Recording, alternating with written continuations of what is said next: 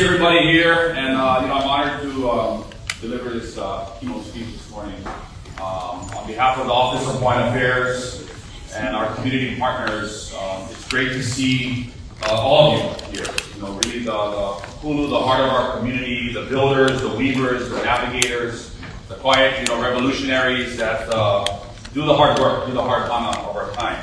And so mahalo to the Native Hawaiian Organizations Association for convening this gathering of hearts and minds, of hands and missions that do the hard work in our community and showcase the collective vision that we all have to continue to move our people forward. First and foremost, I wanted to mahalo and give deep gratitude to the sponsors who have made today possible, and these next few hours possible. Your kokua and your commitment make this community showcase possible. So mahalo to Naki and the team at NHOA and the sponsors that put all of this effort together. More importantly, I really believe that their support speaks to something larger. It's a shared belief in the potential of Native Hawaiian enterprises and in the power of partnership to uplift our lahui. And at OHA, we firmly believe that when you invest in Native Hawaiian organizations, when you invest in a network that creates real opportunity in education, employment, culture, and community well-being, that we can make great strides and great improvements throughout our lahui. And so this sponsorship tells a very powerful story about Hawaii today. That collaboration across sectors can drive equity and self-determination, and that Native Hawaiian leadership belongs across every sector of our society. So mahalo nui loa for standing with us and for standing with our community. As Stevie said, my name is Kaialiʻi Kahele. I'm from Hilo, Hawaii. My family comes from Miloli'i in South Kona, and I have the honor of chairing the Office of Hawaiian Affairs as its Board of Trustees today. OHA and our mission, and I carry in that capacity as its board chair a single purpose, and that is to uplift our lahui and to secure a thriving future for Native Hawaiians in every sphere of life. That is OHA's North Star. A thriving lahui, abundant in opportunity, rich in aloha aina, anchored in identity, and governed by our own agency. And this theme of this year's showcase, Hilo Ia Apa'a, is braiding two chords together. And that's just not poetic imagery. It is a kahea to all of us investing in our lahui. That strength does not come from a single strand. It is born when we take two, when we take three, when we take 100 fibers, each carrying its own story, each carrying its own strength, and we braid them together until they're pop and they hold together firmly. When we braid, we transform, and we take what is individual and we make it collective. We take what is fragile and we make it enduring. And so today we are called to braid once again. And across the country and even here at home, we see attempts to slowly unbraid our rights, our resources, and our representation. The systems that once sought to erase us have evolved. They have not gone away. They have evolved. They've taken on new shapes and new forms. They have not disappeared. And that is why the Native Hawaiian 8A program, through the NHO 8A model, is so vital, because it represents our ability as Native Hawaiians to bind opportunity, equity, and empowerment into a single, durable core, a model that sustains the betterment of our lahui through enterprise and reinvestment. It strengthens the weave among education, employment, culture, ensuring that Native Hawaiians not only participate in the global economy, but we help shape it. My relationship with the NHO community, and specifically with those participating in the NHO SBA 8A program, the business development program, runs deep, and it began way before my time chairing the Office of Hawaiian Affairs. It truly took shape in 2021. When I served as Hawaii's member of Congress representing the 2nd Congressional District, and I witnessed firsthand the ingenuity and the discipline of our NHOs. are native-led enterprises, indigenous-led enterprises that harness federal opportunities and through our unique model, reinvest those opportunities into the Native Hawaiian community. At that time, in 2021, some participating NHOs were not fully meeting, or in some cases complying with, their commitments to our Native Hawaiian communities through their Community Give Back program. And the Native Hawaiian NHO program is unique and it is different than the other programs that serve other indigenous communities, specifically Native Americans, Inuit, and Native Alaskans. The Native Hawaiian program is unique. And so Congressman Case and I at the time, stalwart and still are stalwart supporters of this program, challenged the NHOs, we challenged the NHOA to do better. That community impact at that time stood at just under $13 million for an industry receiving over $1 billion in federal funding and projects. It was a reflective moment for the NHOA. We challenged them to do better, and they did better. And so I'm pleased to see, if you open up your booklet, that 3 years later, NHOA member impact and investments have doubled to $25.8 million, proving that the criticality of this network and that demonstrating that when Native Hawaiian organizations thrive, all of Hawaii thrives. And I want to just ask for a round of applause for the NHOA, and the team. And in 3 years, double the community impact from 2021 to 2024. And so they should be commended for that. And I'm looking forward to see what the next number is in 2025. So we're fortunate to have a structure like the NHOA program and a coalition like the NHOs to advance the political, the economic, and the social standing of Native Hawaiians. But yet, we must remain vigilant. We must remain vigilant because an OHA is keenly aware of what's happening at the federal level. Today, October 27, Monday, marks the 27th day of the government shutdown with no clear end in sight. In Hawaii, 24,600 federal civil service employees have been either out of work since 1 October or been having to show up to work as accepted employees without pay. 19,000 of them work for the Department of Defense. The next largest category of federal civil service employees is Homeland Security. These are the TSA agents. Another category, not to be lost, is air traffic controllers, federal civil service employees at our national parks, Social Security, the IRS. Thousands of our residents and our family members are without work.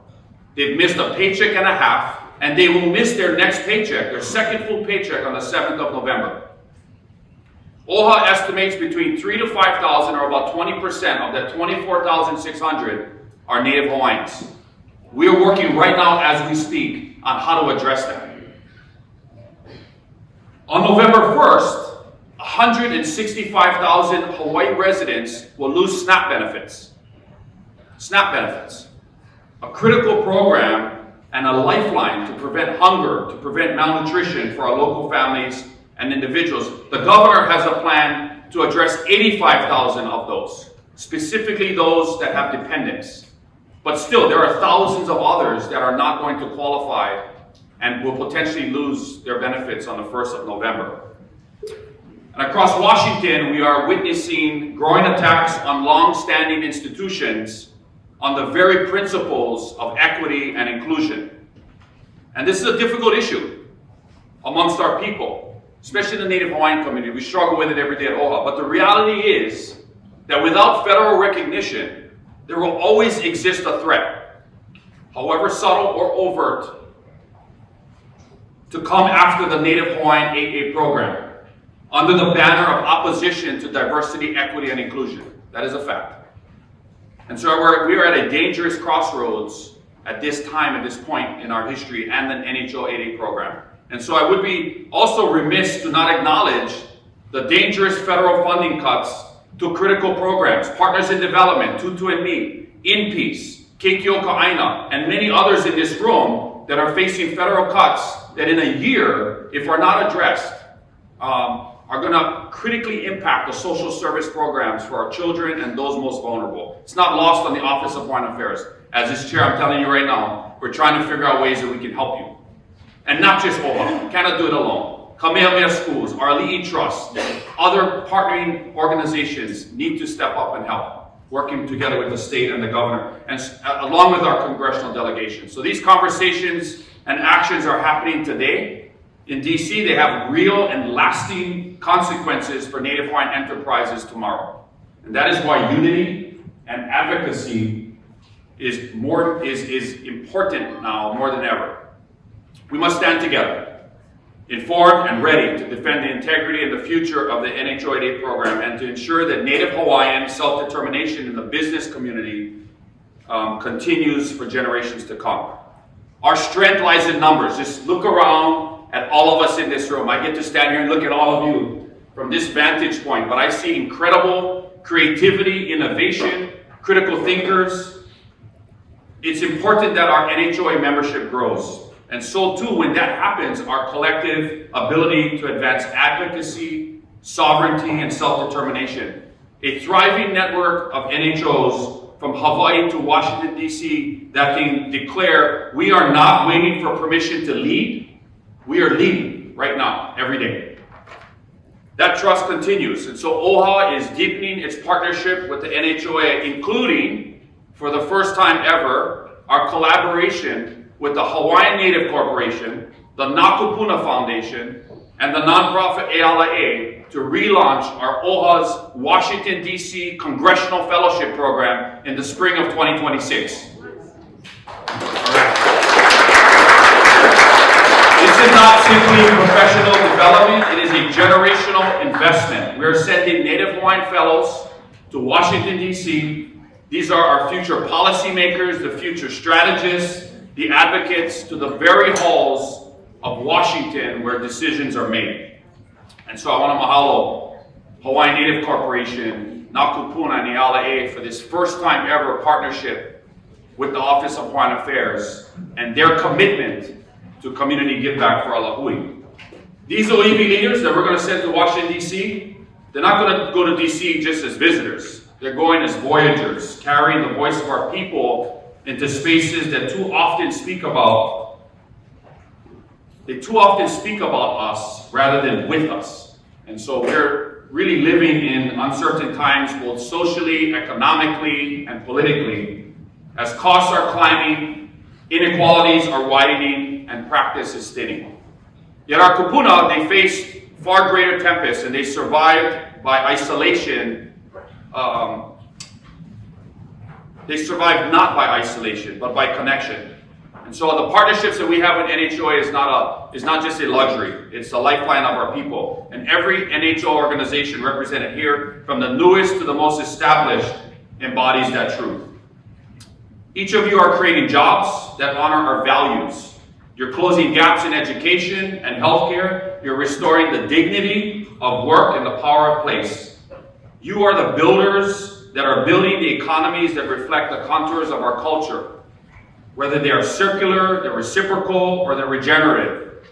And that's the partnership and the courage that we need to bring purpose and profit, tradition and innovation into a single, unbreakable cord. OHA seeks these partnerships through 4 pillars: through collaboration, through relationship, through community, and through trust, each strengthening our shared foundation. So I want to talk about each of those very, very briefly.